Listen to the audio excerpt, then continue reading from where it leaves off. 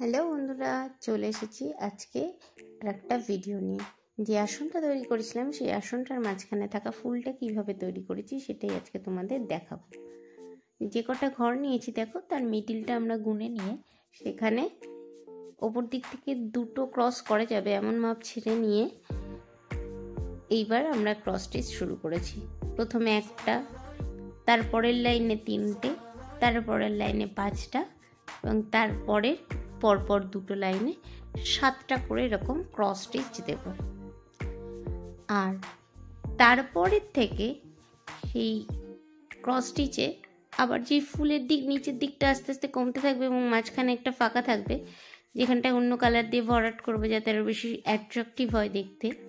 তার জন্য যেবার 7টার লাইনটা করেছি সেই 7টার লাইনে মিডিলের টুকুনি ছেড়ে এপাশে তিনটে ওপাশে তিনটে এইভাবে 6টা করব এবং ঠিক তার পরের লাইনে 5টার জায়গায় মাঝখানে একটা ঘরটা ছেড়ে এপাশে দুটো ওপাশে দুটো 4টে করব এবং তারপরের ঘরেও সেম এই স্টাইলেই মাঝখানের ঘরটা ছেড়ে এপাশে তিনটে ওপাশে তিনটে এইভাবে আমরা ফুলের পাপড়িটা তৈরি করে নেব। এইভাবে চারপাশে 4টে ফুলের পাপড়ি আমরা তৈরি করব ঠিক একই সিস্টেমে।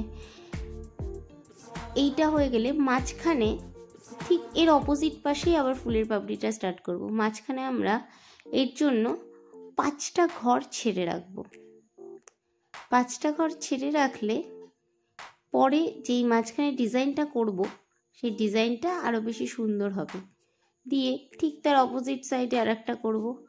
এইবার সেই ক্যালকুলেশন করেই আবার মিডিল থেকে আবার পাশের দুই সাইডেও আবার শুরু করব পাপড়িগুলো ঠিক সেম 1টা 3টে 5টা 7টা এই প্রসেসেই চলবে এবং তারপরে দুটো ঘর 7টা হওয়ার পর 3 নম্বর ঘরেও 7টার যে পজিশন সেই পজিশন রেখেই মাঝখানে ফাঁকা রেখে তারপরের ঘরে 5টা এবং 3টে এইভাবেই পাপড়িগুলো শেষ করব। পাপড়ির গঠনটা তাতে খুব সুন্দর একটা আসবে এবং তার সাইডে যে ফাঁকাটা থাকবে 4টে পাপড়ির মাঝখানে যে 3টে করে ঘর থাকবে সেই ঘরটাতে পাতা বানাবো।